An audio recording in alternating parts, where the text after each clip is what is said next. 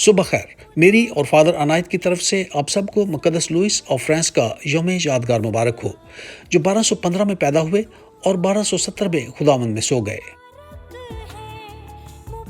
مقدس لوئس 12 سال کی عمر میں بادشاہ بن گئے اور ان کی تربیت بڑی روحانی ہوئی تھی۔ مقدس لوئس کی تمام زندگی نیکی سے بھری ہوئی تھی اور ان کی تمام زندگی ایک مقدس کی طرح گزری۔ مقدس لوئس کی شخصیت محبت سے بھری ہوئی تھی اور وہ ایک نہایت نیک اور مہربان باپ تھے۔ اگرچہ مقدس لوئس کے 11 بچے تھے، لیکن اس کے باوجود وہ سخت عارفانہ یا صوفیانہ سٹائل کے پابند تھے۔ مقدس لوئس نے اپنی تمام زندگی اپنی بادشاہت کے لیے وقف کر رکھی تھی اور بہت سے بادشاہ اور شہزادے ان سے مشورے لینے آیا کرتے تھے۔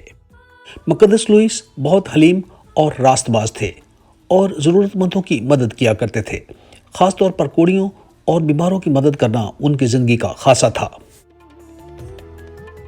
مقدس لوئس ٹونس میں ہولی لینڈ کی آزادی کے لیے لڑتے لڑتے خداوند میں سو گئے۔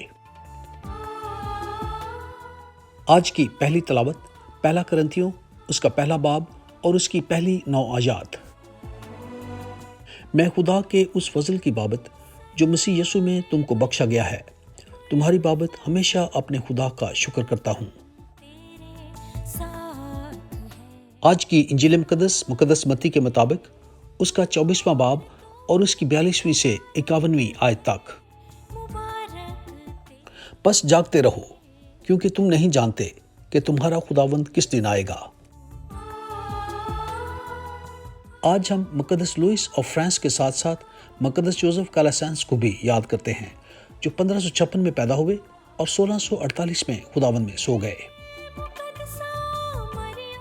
مقدس جوزف کالاسینس مسیحی تعلیمات پر بہت زور دیتے تھے اور خاص طور پر غریبوں اور رد کیے ہوئوں کو مسیحی تعلیم دینا ان کی زندگی کا بہت بڑا مقصد تھا۔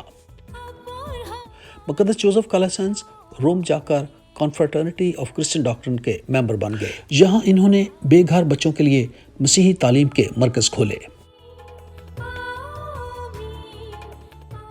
مقدس جوزف نے اس خیراتی کام کو جاری رکھنے کے لیے 1602 میں ایک جماعت کی بنیاد رکھی جسے پیئرس کہتے تھے۔ کیا ہم مقدسین کی طرح غریبوں اور بیماروں سے محبت کرتے ہیں؟ یاد رکھیے، خدا ہمیں بہت پیار کرتا ہے اور امید ہے کل آپ سے دوبارہ ملاقات ہوگی۔ خدا آپ کو بہت برکت دے، آمین۔